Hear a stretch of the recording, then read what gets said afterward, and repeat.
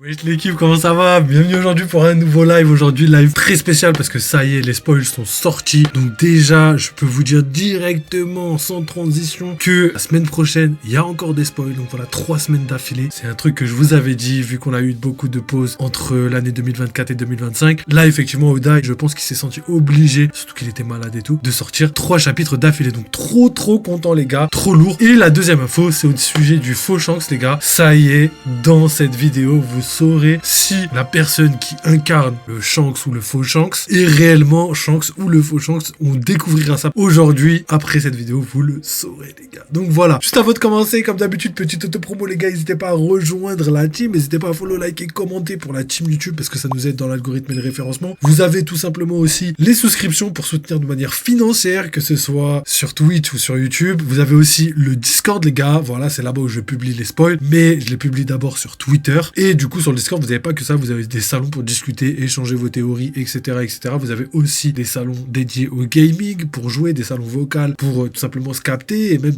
pour discuter uniquement, pas forcément que le gaming. Donc voilà, n'hésitez pas à y aller. Et comme j'ai dit, il y a aussi le Twitter, et le Twitter, c'est là-bas où je vous publie les informations directement. Donc voilà, c'est là où vous avez tout simplement les informations le plus rapides, le plus frais, on va dire ça comme ça. Donc voilà pour la petite auto-promo les gars. Donc c'est parti, on va tout simplement regarder les spoils ensemble.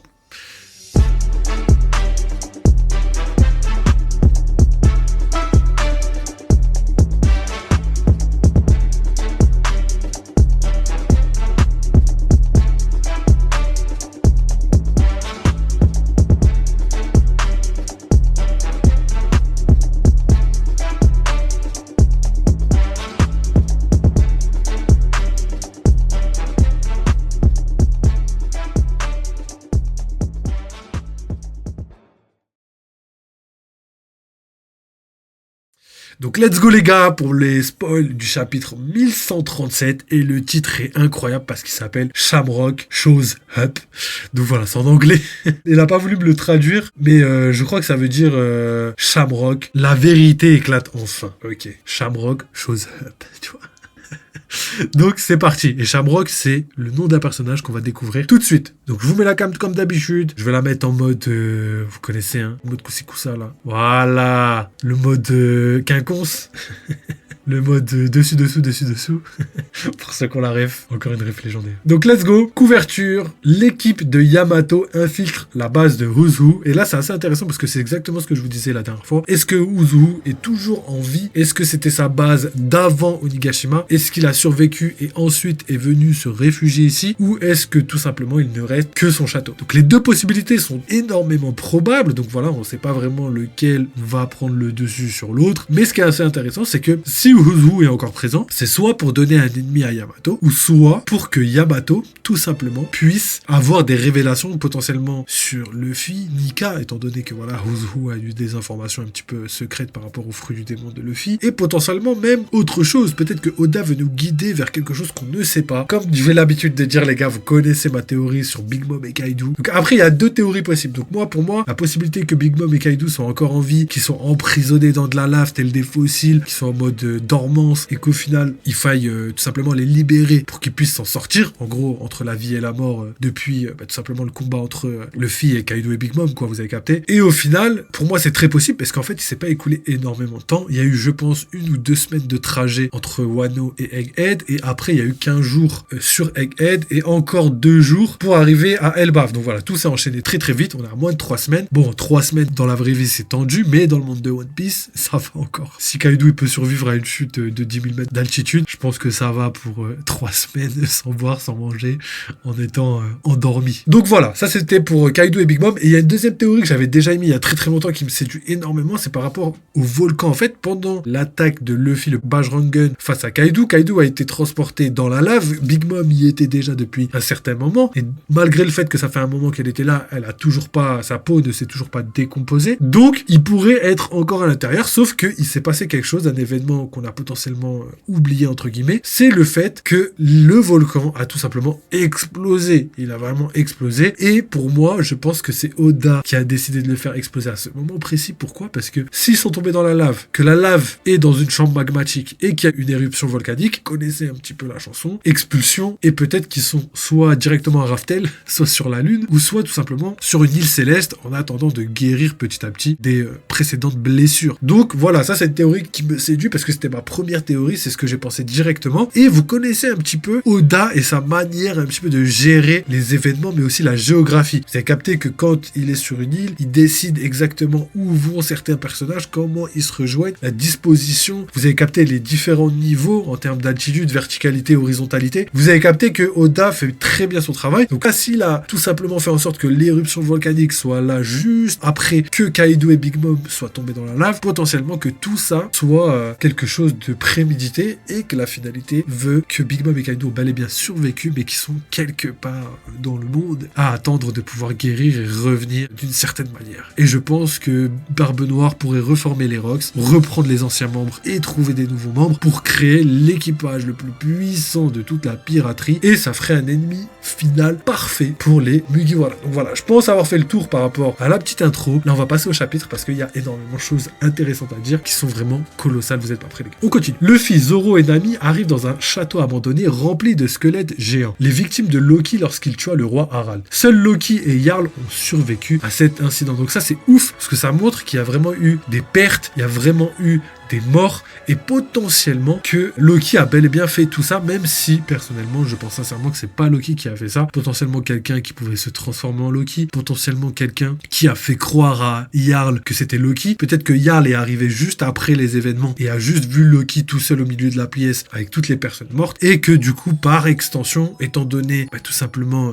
tout ce qu'il a fait auparavant, c'était plus facile de dire que c'était Loki que n'importe qui d'autre, étant donné que c'était la seule personne en vie restante. Donc ça, c'est une possibilité que je crois réel. Par contre, faut pas oublier que Jarl a bel et bien pris une hache dans la tête, donc c'est quelque chose qui montre aussi que Jarl s'est bel et bien battu. Donc à voir comment ça s'est passé. Peut-être que Loki était dans une phase incontrôlable, un petit peu à la Chopper quand il contrôle pas son fruit. Peut-être que voilà, tout ça est lié, peut-être que c'est une explication, mais on découvrira ça très bientôt, je le pense. Je pense pas que Loki puisse tuer d'innombrables géants juste comme ça, tu vois. Je ne pense pas. Même si il a l'air d'être un bon méchant, je pense que ça pourrait pas être un bon méchant dans le sens où il a de l'empathie, il déteste les Tenryubito. Juste ces deux choses déjà, ça suffit à le mettre hors de la case des méchants. On continue. Certains squelettes ont des cornes et Road explique qu'il possédait du sang d'anciens géants. Le roi Harald avait des cornes, mais il les a brisées par haine de la violence. Donc là, c'est assez intéressant les gars, parce que comme je vous l'ai dit, le fait que les titans puissent peupler le monde à l'époque de Nika, carrément il y a plusieurs millénaires en arrière, est très probable. Ça, c'est une théorie que je vous ai faite il y a quelques semaines, quelques mois maintenant, et pour moi elle est toujours valide, elle est même plus que valide, parce qu'on a vu déjà des personnages gigantesques dans le triangle de Florian il y a très très longtemps. Ça, c'est la première chose. Deuxième chose, on a des squelettes un peu partout dans le monde. Je parle bel et bien de Onigashima, où on voit justement une tête gigantesque qui ne correspond pas du tout à la taille des Oz, parce que les Oz font à peu près 70 mètres de haut, les géants à peu près 20, et les Oz qui font 70 mètres, ils font la même taille que les Numbers.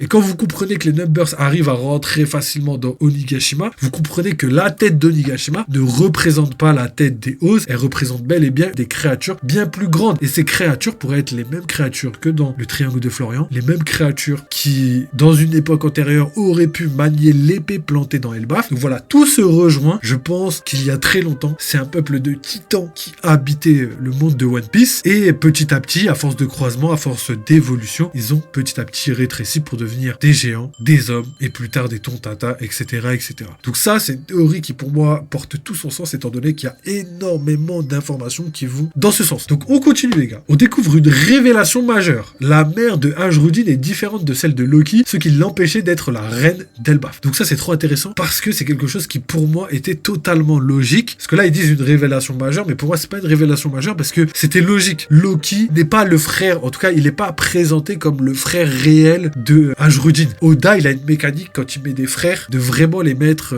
proches, etc., etc. Je veux dire, même s'ils n'ont pas la même lignée, si c'est des vrais frères, un peu comme Ace et Luffy, ils font en sorte qu'ils soient présentés ensemble, qu'ils soient à peu près pareils, etc., etc. Alors que là, Loki et Ajrudin sont vraiment deux personnes qui sont limite opposées et on n'a pas vraiment l'impression qu'ils sont réellement proches. Donc ils sont frères, mais juste parce qu'ils ont le même père, à mon sens. Ils sont pas frères de coupe de saké et je ne pense pas qu'ils soient frères de sang non plus, à part le fait qu'ils ont le même père. Tu vois. Donc pour moi, c'était pas du tout une nouveauté. Pour moi, c'était complètement logique parce que Ajrudin et Loki, ils pouvaient pas descendre d'exactement la même lignée de par la force qui a été transmise à Loki. Je pense que d'un côté, on a Ajrudin qui, lui, potentiellement, va hériter de la force de l'entraînement, ce qui va lui permettre de devenir puissant grâce à ses propres moyens. Et Loki, lui, a hérité de la force vraiment un petit peu héréditaire, mais surtout fruit du démon et puissance légendaire. On ignore encore la provenance. Je pense que ça pourrait venir du roi Harald, de sa descendance, mais potentiellement autre chose. Un petit peu comme Oden qui a une force colossale et on sait pas réellement d'où il la tire. On continue. Un flashback sur le jeune Ajrudin et Rhodes nous montre leur lien passé. Donc voilà, petit flashback. Donc ça commence un petit peu à tisser un petit peu les histoires des uns et des autres au niveau des guerriers d'Elbaf. Et ça, c'est assez intéressant parce que tout le monde va être lié d'une manière ou d'une autre et ça va être aussi lié à Lilin, ça va être aussi lié à des événements antérieurs qu'on a déjà vus. Donc voilà, tout va se croiser et c'est des choses qu'on attend depuis très très longtemps maintenant. Ensuite, Gunko utilise ses pouvoirs du fruit du Haro, donc fruit des flèches, pour attaquer Loki et des bêtes venues des enfers. Donc voilà, c'est assez intéressant parce que voilà, les bêtes obéissent à Loki. Donc Loki me fait étrangement penser à Luffy encore une fois, où justement il a apprivoisé toutes les bêtes de la forêt, j'ai envie de dire du monde souterrain, et toutes ces bêtes obéissent à Loki et veulent le défendre. Donc ça montre encore une fois de plus que Loki, malgré les apparences, j'ai l'impression que ce soit quelqu'un de très bon à l'intérieur. Et le fait qu'il ait pu tuer le roi Harald est possible parce qu'il y a plein de circonstances qui peuvent faire en sorte qu'il ait tué son père. Perte de contrôle, vengeance, peut-être que le roi Harald est présenté comme quelqu'un de bon, mais peut-être qu'il n'était pas si bon que ça avec son enfant. Donc il y a beaucoup de possibilités. Et moi, je pense sincèrement que Loki est quelqu'un de bon, mais pour ce qui est du meurtre du roi Harald, il va falloir encore attendre parce que voilà, ça pourrait faire un parallèle magnifique dans le sens où d'un côté, on a Loki présenté comme le grand méchant qui, au fond, est quelqu'un de hyper gentil, et le roi Harald qui est présenté comme la personne la plus aimante, la plus gentille, qui avait un avenir radieux pour Elbaf, et au final, qui pourrait en réalité être une mauvaise personne, peut-être en lien avec les têtes de Nobito, peut-être que c'est lui qui a décidé de les faire venir pour rejoindre le gouvernement mondial, bref. Vous avez capté exactement ce que je voulais dire par rapport à tout ça. Alors Loki refuse toujours de devenir un chevalier divin ou un dragon céleste malgré les menaces. Donc voilà, Loki toujours fidèle à lui-même, toujours la fierté au-dessus de tout. Et je suis assez content de voir qu'il y a un personnage qui partage un petit peu le même honneur que Zoro parmi les géants. Parce que voilà, Zoro, c'est l'honneur des samouraïs, même s'il vient pas réellement de Wano, tu vois, même s'il n'a pas grandi à Wano. Par contre, Loki, pour moi, c'est l'honneur des guerriers vikings et la sauvagerie un petit peu viking. Je suis assez content de voir l'évolution que ça prend et aussi tout simplement la manière dont il pense, la manière dont a été créé le personnage. J'adore vraiment. On continue. La grande révélation, le mystérieux homme avec Gunko et Figarland, Shamrock, chef des chevaliers divins et fils de Figarland.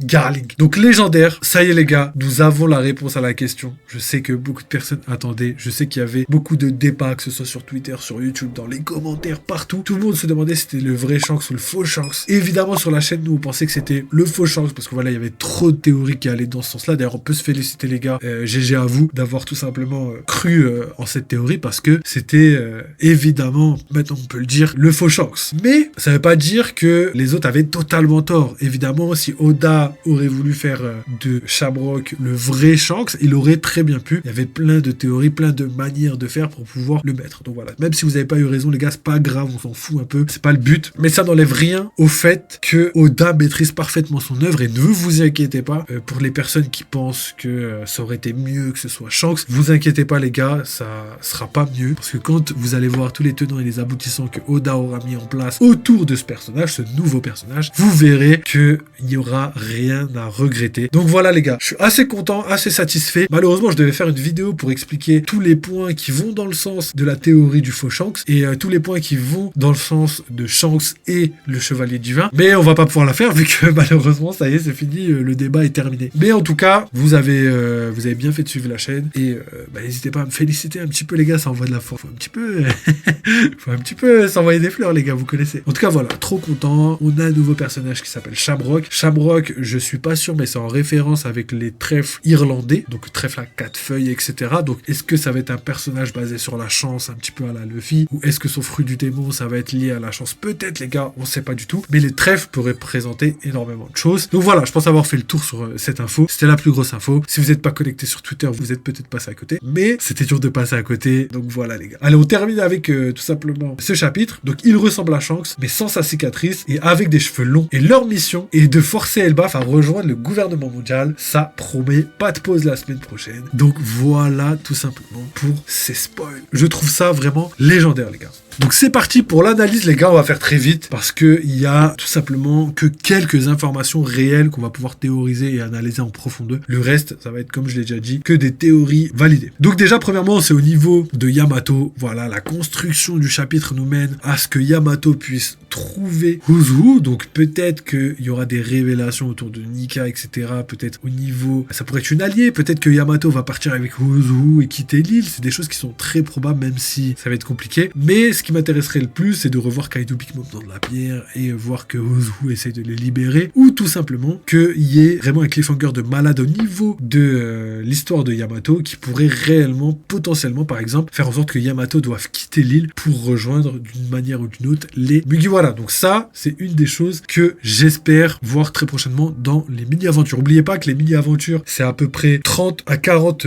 premières pages de chapitre, donc ça se peut que on soit très proche de la fin, étant donné que là on est au 23e dans le chapitre 1137. Donc là vous captez qu'on arrive dangereusement de la fin et potentiellement qu'on va avoir des révélations très prochainement, je pense dans les mois à venir. Ensuite, donc là ce qui va être intéressant, la première information qui a été donnée, c'est au niveau des géants qui avaient tous des cornes à une époque. Donc ça c'est assez intéressant, pourquoi? Parce que ça voudrait dire que les cornes sont liées tout simplement aux Oni, donc les Oz. Ça a été dit dans le précédent chapitre comme quoi Oz faisait partie de la tribu légendaire d'Elbaf. Donc quand on comprend ça, on se dit mais en fait toutes les races sont liées entre elles. On sait que les boucaniers sont liés avec les géants. On sait maintenant que les géants sont liés avec les Oni entre guillemets d'une certaine manière. Donc Kaido devrait être lié d'une manière ou d'une autre à Elbaf et potentiellement que Big Mom ou même Barbe Blanche d'une certaine manière sont liés de près ou de loin à la race primordiale que peut être potentiellement les géants. Et je pense, comme j'ai déjà émis dans le début de la vidéo, que tout simplement les géants pouvaient être les descendants des titans et les titans pouvaient tout simplement être un petit peu les précurseurs du monde, ceux qui habitaient là à l'époque de Nika, etc., etc. Ça expliquerait d'une certaine manière la taille de Nikashima, ça expliquerait l'épée gigantesque plantée dans Elbaf, ça expliquerait aussi énormément de choses comme le fait que Luffy veut toujours devenir géant, peut-être que c'est dans ses gènes, peut-être que Nika était bien plus qu'un géant, moi je pense que c'est un géant, mais peut-être que c'était bien plus qu'un géant, peut-être que c'était un titan, et c'est assez intéressant parce que au final, tout se rejoint, on dirait que tout le monde est originaire d'une certaine manière d'Elbaf. On a vu Emmett qui était habillé en mode viking, donc là on se pose la question. On a vu aussi que,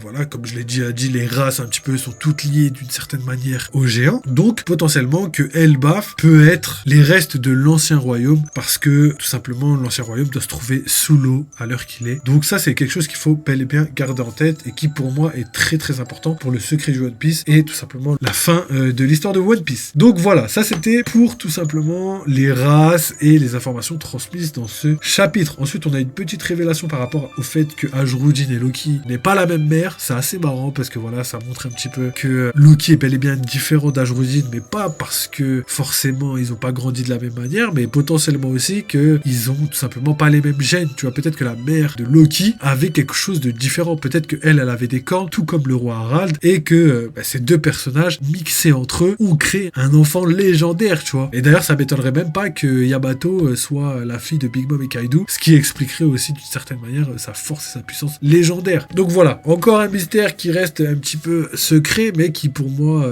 aura sa réponse très prochainement, je pense. Donc on verra, plus qu'à attendre, on aura quelque chose de légendaire. Ensuite, on termine avec Loki et les Chevaliers Divins. Donc déjà, on va voir Kumiko se battre. Voilà, on n'avait pas d'informations sur son fruit du démon, à part le fait qu'elle peut transformer ses vêtements entre guillemets en flèches. Et là, on apprend du coup qu'elle a le fruit des flèches, le Haru Haru no Mi. Et ce qui va être intéressant, c'est de voir un petit peu sa puissance, comment elle se défend? Est-ce qu'elle est vraiment très puissante ou est-ce que c'est léger? Ensuite, on a tout simplement Loki qui ne veut pas rejoindre les dragons célestes, ce qui est totalement logique, étant donné que pour moi, Loki a une logique de guerrier, une logique d'honneur qui fait qu'il peut pas être ni méchant, ni à la solde de quelqu'un, tu vois, tel un guerrier viking, tel un jarl en devenir. Et pour terminer, je pense que la plus grosse révélation de ce chapitre, c'est le fait que le faux Shanks s'appelle Shamrock, qu'il est bel et bien le fils de Garling Figarland. Donc voilà, on aura potentiellement des révélations par rapport à ça dans ce chapitre. Donc ça, c'est assez ouf. Et d'ailleurs, je pense même qu'on aura des révélations par rapport à ça, mais dans l'arc entier. Pourquoi? Parce que pour moi, je commence à comprendre la logique d'Oda, c'est-à-dire que Shanks a élu un petit peu domicile à Elbaf, donc forcément, il va y avoir des révélations sur Shanks, potentiellement les retrouvailles entre Shanks et Luffy. C'est quelque chose qui est très possible, même si pour moi, c'est pas encore le moment, c'est presque, mais pas encore. Mais potentiellement qu'à la fin de l'arc, ils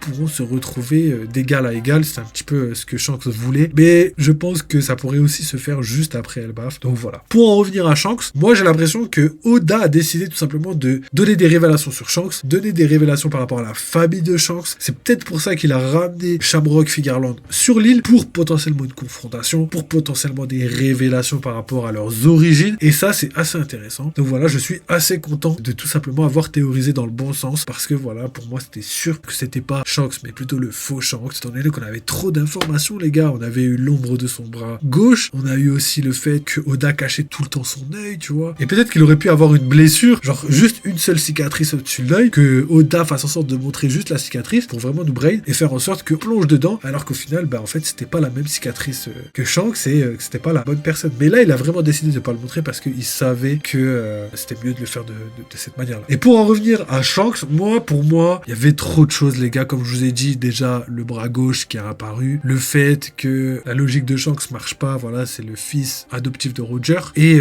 la logique de Roger, étant donné ce qu'on sait de Luffy, le fait que les deux sont tout simplement la réincarnation de la même personne, montre aussi que Shanks ne pouvait pas être méchant s'il avait hérité un petit peu d'une partie de la volonté de Roger. Il y a aussi le fait que Shanks n'aurait pas pu tolérer la mort d'innocents devant ses yeux, parce que intégrer les chevaliers divins veut dire accepter de voir des choses abjectes, accepter d'être sous les ordres de quelqu'un abject. Donc pour moi, c'était totalement logique et je suis assez content et satisfait de ce que Oda a décidé parce que la cohérence avant tout. Effectivement, ça aurait été le Shanks, ça aurait fait Mastermind, ça aurait été waouh, il est trop fort, trop badass et tout, mais c'est que du flow. Le flow, ça dure un temps, mais l'intrigue et le travail sur la construction du personnage, ça dure toujours. Donc c'est pour ça que Oda a bel et bien fait de choisir de créer un nouveau personnage que d'utiliser Shanks une énième fois. Et en plus de ça, ça donne un ennemi à Shanks, une sorte de personne qui est un petit peu égale à elle, et je trouve que c'est quelque chose de plus logique à mon sens. Et du coup, bah, on a tout simplement un chara design un peu différent, donc voilà, pas de cicatrice, les cheveux un peu plus longs, donc voilà, ça montre un petit peu que on a quand même quelque chose de fou qui est en train de se profiler. Donc voilà pour ce chapitre, j'espère que vous avez kiffé. On aura fait quand même grosse partie sur ce chapitre, j'espère vraiment que les révélations vous auront plu, j'espère aussi que la vidéo vous aura plu. Moi j'ai vraiment kiffé les gars, j'ai trouvé que c'était une masterclass. Nous on va continuer tout simplement à analyser, théoriser et faire tout ça dans les prochains jours, vous inquiétez pas, demain les spoils complets et vendredi le chapitre. Donc ça sortira cette semaine, on verra si on a des révélations visuelles ou même des révélations dans les spoils complets et on étudiera tout ça pour tout simplement découvrir le secret du One Piece comme je dis tout le temps. Donc voilà les gars, oubliez pas, si jamais vous voulez soutenir la chaîne, vous savez les gars, n'hésitez pas à follow, liker, commenter, n'hésitez pas tout simplement à rejoindre la team, que ce soit sur Discord pour discuter, parler gaming, parler One Piece, ou même juste discuter comme ça entre nous, entre la commu et nous. Et sinon vous avez aussi le Twitter pour avoir les dernières informations, donc voilà les informations les plus fraîches, n'hésitez pas à y aller, il y a plein de trucs, hein, je vous mets de l'actu, je vous mets aussi les sorties des spoils, donc n'hésitez pas les gars. Donc voilà, je pense avoir fait le tour sur tout ça. Encore une fois, très satisfait de la théorie validée sur Shanks. Et les gars, si vous voulez tout savoir, comment j'arrive tout le temps à être aussi précis sur les choix et les directions à prendre par rapport aux théories, c'est tout simple les gars. C'est parce qu'en fait, il y a un pote à moi, il est parti au Japon et il connaît un gars au Japon qui connaît l'auteur. Et en fait, il lui a raconté l'histoire. Moi, je lui ai dit, bah écoute, c'est quoi, tu me dis même pas ce qu'il t'a raconté. Moi, je te raconte ma fin et tu me dis si c'est ça. Quand je lui ai raconté, bah mon pote, il m'a dit quoi? Il m'a dit, franchement, c'est ça. Franchement, c'est ça. Donc voilà les gars, comment j'arrive à toujours être très précis sur les théories. Donc voilà, merci encore, n'oubliez pas, vive les jeux vidéo, vive One Piece. On se retrouve très très vite et prenez soin de vous.